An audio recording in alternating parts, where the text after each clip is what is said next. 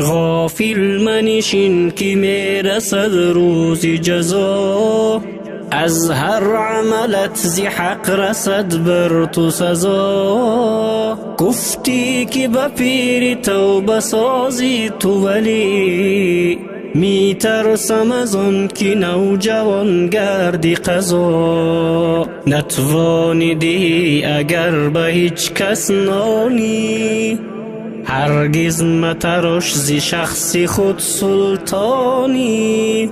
اندازه کرپت برون پای میار، نفع نبود از این عمل چندانی.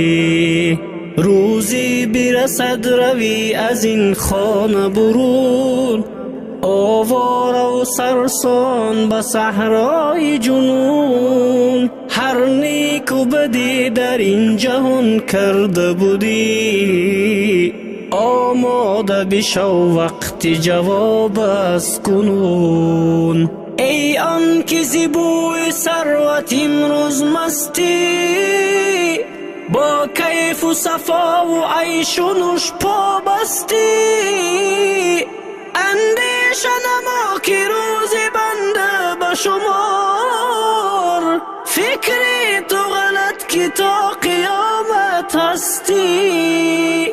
ای بنده که امروز چنان مشهوری، از فرض خدا سنت رسول دوری.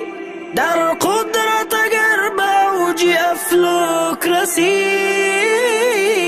روزی برسد که عاقبت در گوری. شب می گذرد چو باز آید سحری، ای بنده غافل چی کنی نوحگری.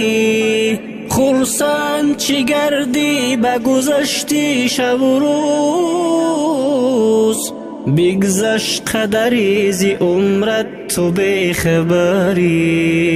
خواهی که در این زمان باشی تو عزیز، جوینده پی خیرت شو و عقل و تمیز. با مقصدی آزار کسی رنج مبر، تا بد زی پست کسی نگوید هرگیز.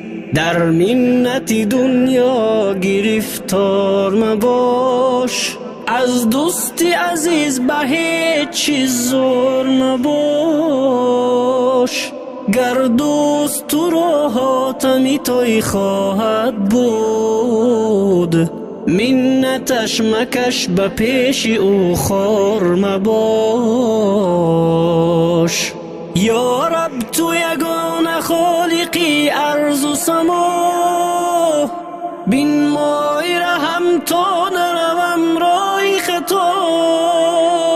من ره گذرم چنان از این راه بروم، کاسی نشوم پیش تو بر روز جزا. ای بنده بکش تا ز گناه پاک شوی، در علم زمانه تا به افلاک شوی. مغرور مباش و پند پیران آموز، کس خاک بودی و عاقبت خاک شوی. این خانه که مدتی شده منزل تو، پیوسته بکش خوب شود حاصل تو. از حلقه علما برون پا مگذار، تا روز جزا رفع شود مشکل تو. این دهر کسی که آمد باز خواهد رفت، بر کار زمانه بیش مکن گیر و درفت. اندیشه فرداز خیالت مبرار، زین کهنه نباد زود می باید رفت. شکرانه بکن چون ایمنانی داری، نه کشک و نه قصر آشیانی داری. ای من زیغم و منت کس را نکشی، ای بنده بدان چی خوش جهانی داری. ما را پس پرده قضا نیست خبر، آگاه نیستیم ذره از سیر قدر.